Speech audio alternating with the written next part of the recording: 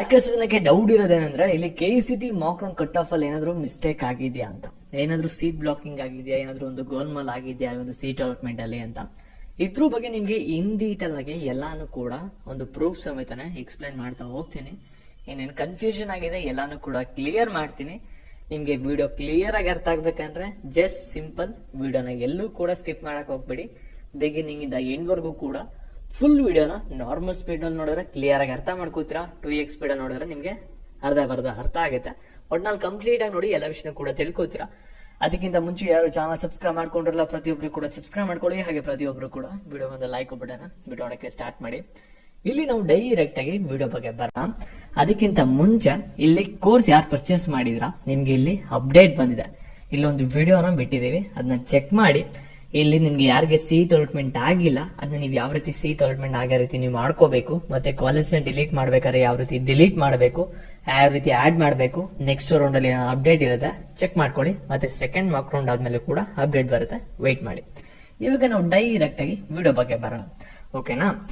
ಇಲ್ಲಿ ನೀವೇನ್ ನೋಡ್ತಾ ಇರಾ ಇದು ಸೀಟ್ ಮ್ಯಾಟ್ರಿಕ್ಸ್ ಆಗಿರುತ್ತೆ. KA ಕಡೆಯಿಂದ ಒಂದು ರಿಲೀಸ್ ಮಾಡಿರುವಂತ ಸೀಟ್ ಮ್ಯಾಟ್ರಿಕ್ಸ್. ಇಲ್ಲಿ ನಮ್ಗೆ ಕ್ಯಾಟಗರಿ ವೈಸ್ ಸೀಟ್ ಮ್ಯಾಟ್ರಿಕ್ಸ್ ಕೊಟ್ಟಿಲ್ಲ.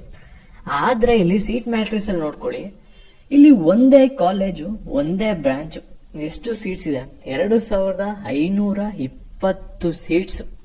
ಅದು ಕೂಡ CS ಬ್ರಾಂಚ್ಗೆ.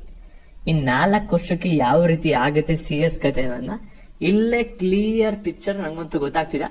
ನೀವು ಸ್ವಲ್ಪ ಎತ್ತೆಚ್ಕೋಬೇಕಾಗುತ್ತೆ. ಇಂಜಿನಿಯರಿಂಗ್ ತಗೋತಾ ಇರೋರು ನಿಮ್ಮ ಎಫರ್ಟ್ ನೀವು ಹಾಕಿದ್ರೆ ಮಾತ್ರ ನೀವು ಉಳ್ಕೋತೀರಾ. ನೀವು ಬಾಟಮ್ ಮಿಡ್ ಅಲ್ಲಿ ಇದ್ರೆ ಗೋವಿಂದ ಕತೆ ಆಗುತ್ತೆ. ಎಚ್ಚರಿಸ್ತಾ ಇದೀನಿ, ಎದುರಿಸ್ತಾ ಇಲ್ಲ, ಅದನ್ನ ತಲೆಯಲ್ಲಿ ಇಟ್ಕೊಳ್ಳಿ, ಓಕೆನಾ. ಎಷ್ಟೊಂದು ಕಾಲೇಜ್ಗಳು ಸೀಟ್ ನ ಇನ್ಕ್ರೀಸ್ ಮಾಡ್ಕೊಂಡಿದೆ ಈ ವರ್ಷ, ಎಲ್ಲಾ ಕೂಡ CS ಬ್ರಾಂಚ್ಗೆನೆ.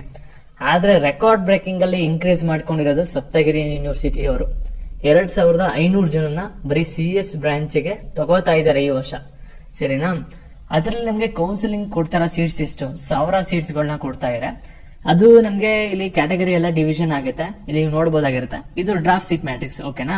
ಇಲ್ಲಿ ಫೈನಲ್ ಸೀಟ್ ಮ್ಯಾಟ್ರಿಕ್ಸ್ ಬರೋಣ. ಇಲ್ಲಿ ಫೈನಲ್ ಸೀಟ್ ಮ್ಯಾಟ್ರಿಕ್ಸ್ ಪ್ರಕಾರ ನಮ್ಗೆ ಇಲ್ಲಿ CS ಗೆ total seats Saptagiri college of engineering ಕಡೆಯಿಂದ ಬಂದಿರೋದು 881 ಸೀಟ್ಸ್ CS ಬ್ರಾಂಚ್ಗೆನೆ ಒಂದೇ ಕಾಲೇಜಿಂದ.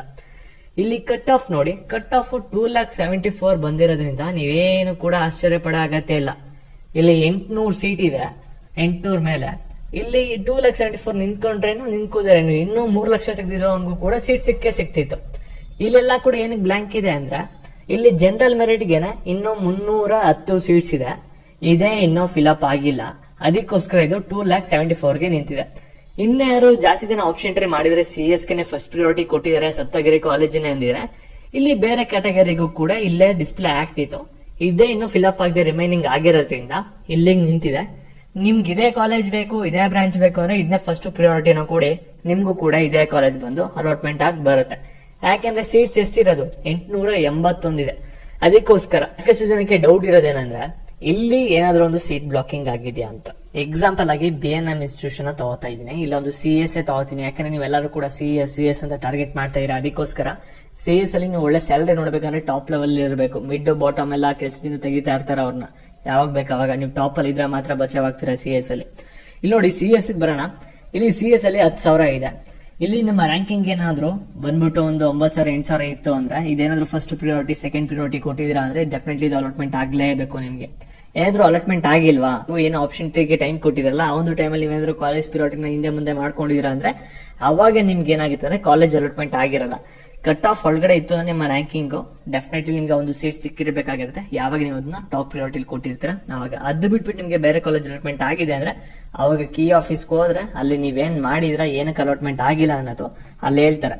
ಅಲ್ಲೂ ಹೇಳಿಲ್ವಾ, ಜಸ್ಟ್ ಒಂದು ಕೋರ್ಟ್ಗೆ ಒಂದು ಪಿಟಿಷನ್ ಹಾಕಿ ಕೊಟ್ರೆ ಎಲ್ಲಾರ್ದು ಸ್ಟೇ ಮಾಡ್ಬಿಟ್ಟು ಕೌನ್ಸಿಲಿಂಗ್ ನ ಫುಲ್ ಎಲ್ಲಾರ್ದು ಡಾಟಾ ತೆಗಿಸ್ಬಿಟ್ಟು ಏನಕ್ಕಾಗಿದೆ ರೀತಿ ಪಬ್ಲಿಷ್ ಮಾಡಿಸ್ತಾರೆ result full ranking wise category wise KA ಕಡೆಯಿಂದ.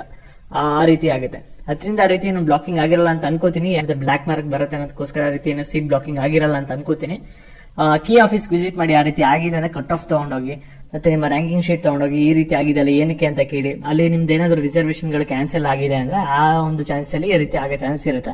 ಒಂದ್ಸಲಿ ವೆರಿಫೈನ ಮಾಡ್ಕೊಳ್ಳಿ, ಸರಿನಾ.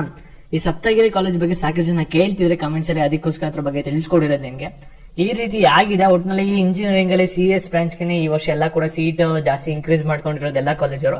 ಅದರಿಂದ ಆ ಒಂದು ಕಾಲೇಜಲ್ಲಿ ತುಂಬಾ ಜಾಸ್ತಿ ಇನ್ಕ್ರೀಸ್ ಮಾಡ್ಕೊಬಿಟ್ಟಿದ್ರಲ್ಲ ಸೀಟ್ಸ್, ಅದರಿಂದ CS ಬ್ರಾಂಚ್ ಗೆ ಆ ಒಂದು ಕಾಲೇಜಲ್ಲಿ ಬಂದ್ಬಿಟ್ಟು ಕಟ್ ಆಫ್ ಅಲ್ಲಿ ಕಮ್ಮಿ ತೋರಿಸ್ತಿರೋದು. ಸರಿನಾ? ಮತ್ತೆ ನಿಮ್ಗೆ ಕಾಲೇಜಸ್ ನ ಯಾವ ರೀತಿ ರೀಅರೇಂಜ್ ಮಾಡಬೇಕು, ಮಾಡಿಫೈ ಮಾಡಬೇಕು ಅನ್ನೋ ಒಂದು ಕೋರ್ಸ್ ಅಲ್ಲಿ ಇದೆ. ಬೇಕಂದ್ರೆ ಪರ್ಚೇಸ್ ಮಾಡ್ಕೊಳ್ಳಿ. ನೀಡಿದೆ ಅಂದ್ರೆ ಎವ್ರಿ ರೌಂಡ್ ಆದ್ಮೇಲೆ ಕೂಡ ಅಪ್ಡೇಟ್ ಬರ್ತಾ ಇರುತ್ತೆ ನಿಮಗೆ. ಮತ್ತೆ ಇದೇ ರೀತಿ ಅಪ್ಡೇಟ್ಸ್ಗಾಗಿ ಚಾನಲ್ ಸಬ್ಸ್ಕ್ರೈಬ್ ಮಾಡ್ಕೊಳ್ಳಿ. Thank you.